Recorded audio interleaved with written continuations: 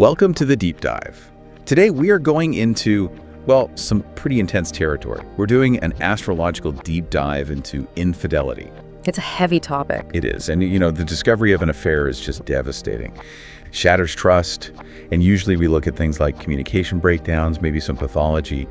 But our mission today is to look deeper. That's absolutely right. We're trying to step back from all the judgment and really examine the psychological, the emotional, and frankly, the karmic currents that can make someone susceptible to this. So the birth chart as a map. Exactly. It's a map of the soul's potential. And by reading it, we can identify these, let's call them pressure points, these places where a deep need for validation or excitement or transformation might just breach the boundaries of a commitment. So just to be clear, this is not about using astrology to blame or condemn anyone. Not at all. It's a tool for profound self-awareness.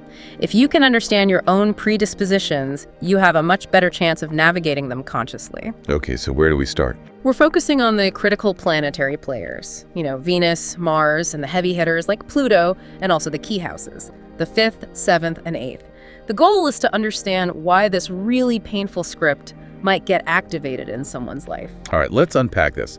I think it makes sense to start at the most basic level, right? Temperament. Before we even get to the explosive planets, we need to understand the individual's core motivation. Yes, the elements: fire, water, air, and earth. This really dictates the why. So the why behind seeking an affair. Let's start with fire. Okay, so if you have a chart with a lot of fire, we're talking Aries, Leo, Sagittarius, the primary motivation is the hunt for adventure, for drama, for self-expression. So when the relationship gets too routine, it feels like a death sentence. It's suffocating. The affair is sought purely to inject that excitement back in, to feel like a hero again. It's about recapturing that initial thrilling chase. Okay, that makes sense. Now let's contrast that with the opposite element, water. A completely different world.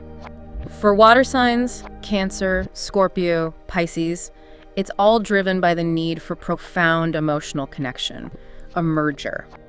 They typically seek an affair only when they feel emotionally abandoned or starved in their main relationship. So it's not really about the sex? Often, no. The betrayal is less about sex and more about what I'd call an emotional transfer. They're giving away their deepest intimacy. They might even believe they're healing or saving the affair partner. Wow, so they can justify it as compassion. They can, and that's where the boundaries get so blurry, it becomes intensely personal. Okay, what about the intellectual side of things? The air signs. Air signs, Gemini, Libra, Aquarius, they need mental stimulation. They thrive on variety. So for them, affairs often begin as a meeting of minds, just a great conversation that escalates. Because it's new and interesting. Exactly. And their trademark is a kind of intellectual detachment, which makes it, a lot easier for them to rationalize the behavior, to compartmentalize the guilt. And finally, the ones we think are the most stable. Earth, Taurus, Virgo, Capricorn. Right, you'd think they're the least likely, and they are generally very loyal. But when they do seek an affair, it's usually rooted in something very tangible, a feeling of being profoundly undervalued or a lack of security. So a practical reason. Very practical. They might be seeking physical comfort, stability, or sometimes you see it form as a kind of power alliance, something that helps them in business or society. It's often strategic. That covers the why. So let's quickly touch on the how. The modalities: cardinal, fixed, and mutable. The modalities show the approach. Cardinal signs Aries, Cancer, Libra, Capricorn, they're the initiators. When they're unhappy, they are the most likely to go out and actively seek an external relationship. They take charge. And fixed signs, they're known for resisting change. They are. Taurus, Leo, Scorpio, Aquarius. They are incredibly loyal and very slow to betray. But, and this is a big but, once they feel the relationship is truly broken, they become immovably attached to the new person. They dig their heels in. It's a total transfer of loyalty. A complete transfer. Then you have the adaptable ones, the mutable signs. Gemini, Virgo, Sag, Pisces. Right. They are so changeable. They're more prone to kind of sliding into an affair through circumstances. It's often not premeditated. And they can justify it or compartmentalize it so easily that sometimes they can't even tell you when the line was crossed. That's a perfect transition, actually, to the specific planetary players, the cast of this inner drama. Let's start with Venus.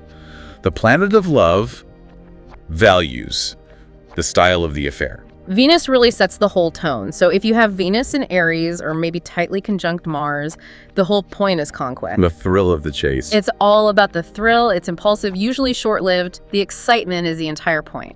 Okay, now let's go to the other end of the spectrum. Venus in Scorpio, or in a strong aspect to Pluto, that feels like a whole other level of intensity. Oh, it is. That combination is actively drawn to the taboo, to intensity, psychological depth, maybe even a little destruction. These affairs are never, ever casual. So they're obsessive. Deeply obsessive, secretive, psychologically all-consuming. An aspect like a Venus-Pluto square often points to these intense power dynamics, this fated magnetic pull that feels impossible to resist. And what about when Neptune gets involved with Venus? That's the fantasy planet. Yes, Venus-Neptune is prone to extreme idealization. They fall in love with a fantasy. They project this idea of a soulmate or a savior onto the affair partner, someone who will rescue them. But it's not real. The reality can never live up to the projection, so the theme of self-deception or even being deceived is just overwhelming. Okay, so let's bring in the engine.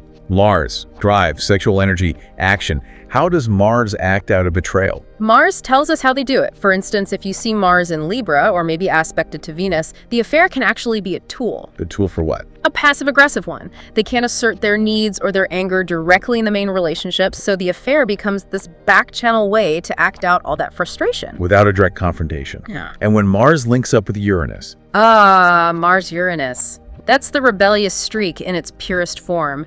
The urge is for immediate, explosive freedom, for excitement. These affairs often begin out of nowhere, in really unconventional ways, and they have this palpable electric feel. It's a rebellion. this is where the stakes really elevate, I think. Let's talk about the big guns, the transformative titans, Pluto, Neptune, and Uranus. When these are activated, it's not just a diversion anymore. It's a full-blown crisis. And Pluto is probably the most critical of all. Pluto governs power, death, regeneration. A Plutonian affair is not about seeking pleasure. What is it about then? It's a destructive and regenerative crisis. It's designed to force a profound transformation of the self.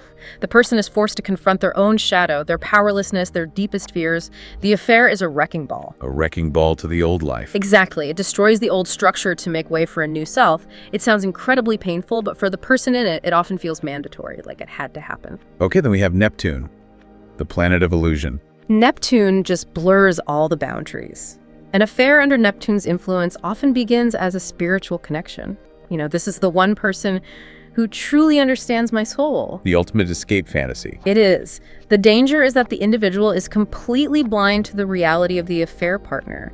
They're falling in love with the idea of transcendence itself. It's the star-crossed lover's archetype in its purest form. And finally, the disruptor, Uranus. Uranus needs freedom, autonomy. An affair under a Uranian influence is that sudden bolt from the blue. It's the classic midlife crisis affair, driven by a desperate, urgent need to break free from a relationship that feels stagnant and suffocating. And the shock value is part of the point. It's a huge part of it. So we have the energies. Now, where does this drama unfold? Let's map the stage with the houses. The houses show us the area of life. The fifth house is pretty simple. It's the house of casual romance, dating, fun. If you have desire planets afflicted here, it can point to a deep need for romantic validation outside of a mature partnership. And the seventh house is the partnership itself. Exactly, the house of marriage. If this house is afflicted, say, with a difficult square from Pluto to the ruler of the seventh, it doesn't guarantee an affair, but it points to inherent power struggles and intensity inside the marriage. Which creates the pressure. It creates the pressure that seeks an external release valve. Okay, let's talk about the most intense house of all. The eighth house. Why is this the Plutonian affair domain? Because the eighth house rules everything Pluto loves. Shared resources, deep psychological intimacy, secrets, transformation through crisis. An eighth house affair is obsessive. It involves psychological manipulation, deep emotional and financial entanglement. So not a fun fling. This is not a diversion. It is a life-altering, transformative crisis that merges two lives completely, often destructively. And what about the last one, the shadowy 12th house? The house of secrets, self-undoing, and karma. Affairs connected to the 12th house are deeply hidden. They often involve a huge amount of personal sacrifice or carry this intense feeling of fatedness, of destiny. So the natal chart shows the potential, but the timing has to be right. This is where transits come in, right? This is probably the most actionable part for anyone listening. Transits are the trigger. They activate the potential. For example, let's take Uranus transiting the 7th house, or hitting your Venus or Mars. That's the bolt from the blue we talked about. The midlife crisis transit. The classic. It's a powerful, chaotic urge for freedom. The message of that transit is break free now. And what about the slower, grinding energy of a Pluto transit? Pluto transiting the 7th or aspecting those same planets is not quick. It's a slow burn, lasting years. It signifies an intense power struggle. It brings all the deep, buried resentments to the surface like a volcano. So the affair is a symptom. It's a symptom of a marriage that needed to die and be reborn. It feels compulsory, obsessive. It forces everyone to confront core control issues. And if Pluto forces confrontation, Neptune must allow for avoidance. Precisely. A Neptune transit to the 7th or desire planets is a time of mass confusion, boundary dissolution.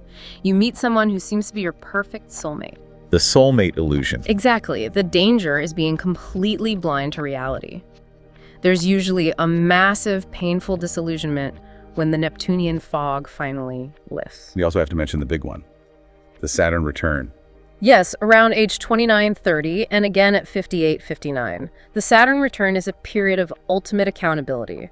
It forces you to feel the weight of every single commitment you've made. And if the foundation is weak, It crumbles. Many people break contracts, including marriage, during this time because they realize the life they built isn't authentic anymore.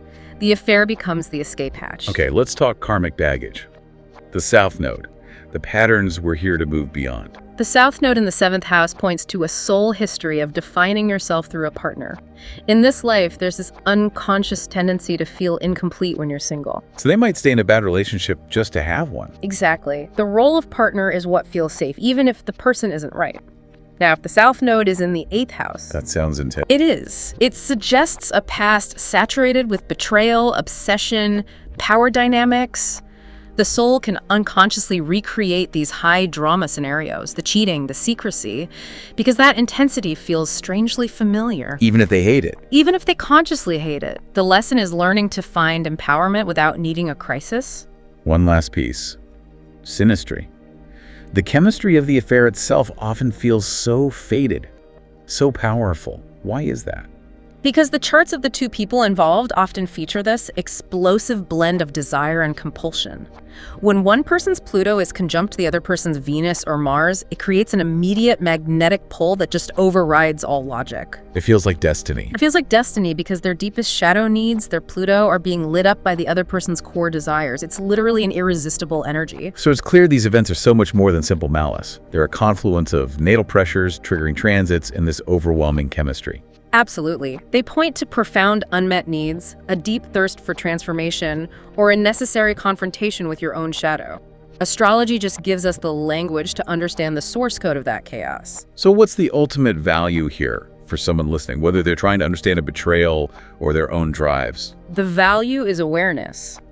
And from awareness comes choice. It's about healing. If you know a powerful Pluto transit is coming, activating a deep fear of being controlled, you can choose to go to therapy instead of acting out destructively. So it provides a map away from the worst of the pain. It can.